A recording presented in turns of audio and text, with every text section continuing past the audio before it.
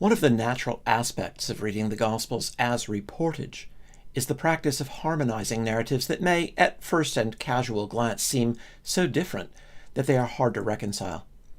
We do such harmonization readily enough in ordinary life, almost without thinking about it.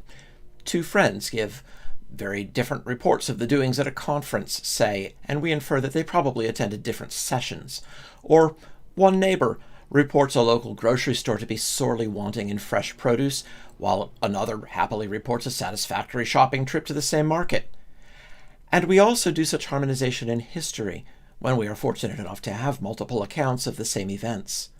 Of course, particular suggestions for harmonizing the narratives may be plausible or implausible, but when we have other reasons to believe that we are dealing with ordinary reportage, it is as important a part of good methodology to accept the plausible harmonizations as it is to reject the strained and implausible ones. The battle over the admissibility of harmonization, whether it is something we are entitled to do at all, or whether it is somehow illegitimate to do with Scripture, what we normally do in everyday life, has been fought in New Testament scholarship for several centuries. Curiously, some contemporary scholars are now declaring that it is, or should be, a dead issue because back in the 1830s, the skeptical German scholar David Friedrich Strauss wrote what they take to be a devastating critique of the method, showing that instead we should use critical methods to dissolve gospel narratives into a jumble of legends, myths, and spontaneous inventions. Here at the Library of Historical Apologetics, we are always interested to see older works addressed, including the older skeptical works, and we're glad to bring out some of the writings of Strauss's contemporaries who engaged with his arguments, sometimes with devastating effect. One of those contemporaries was William Lindsay Alexander, and this is a reading from the 5th chapter of his book Christ and Christianity, published in 1854, a chapter wholly devoted to Strauss's attack on the Gospels.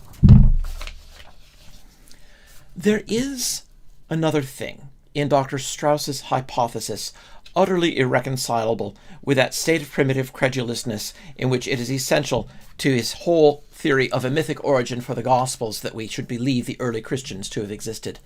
It is the exceedingly artificial and elaborate character which, by his own showing, belongs to those so-called myths.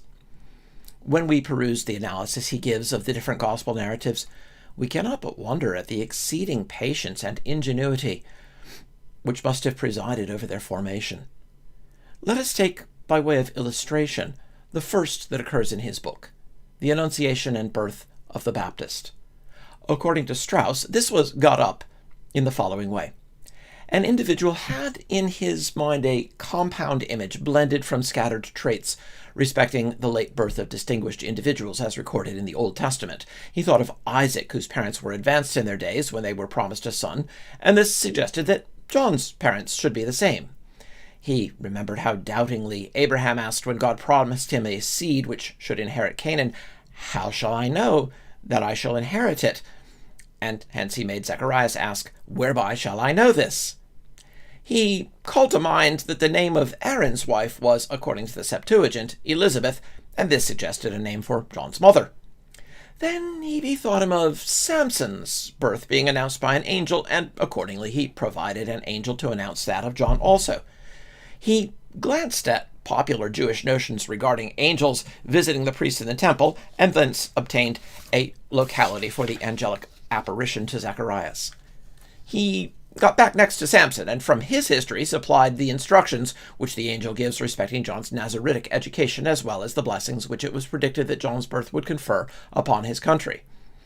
He next went to the history of Samuel, and borrowed thence the idea of the lyric effusion uttered by Zacharias on the occasion of his son's circumcision.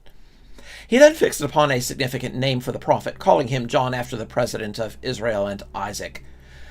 The command to Isaiah to write the name of his son Maher-shalal-Hashbaz upon a tablet recalled to him the necessity of providing Zacharias also with something of the sort, and as for the dumbness of the priest, it was suggested by the fact that the Hebrews believed that any man who saw a divine vision usually lost for a time one of his senses.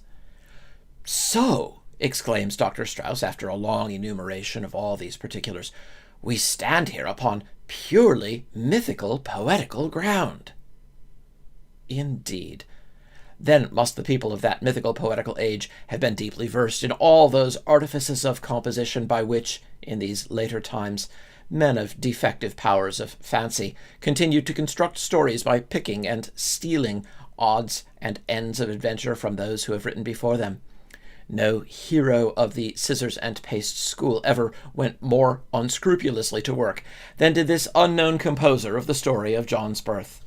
And, after all, he made it look so natural and so apparently original that it required a German philosopher of the 19th century to find out for the first time that it was a mere piece of mosaic from bits of the antique, a mere thing of shreds and patches. I blush for the degeneracy of the age. The most practice of booksellers' hacks nowadays is far, very far behind this skillful literary man of a mythical poetic age. I'm Tim McGrew, and this has been a reading from the Library of Historical Apologetics.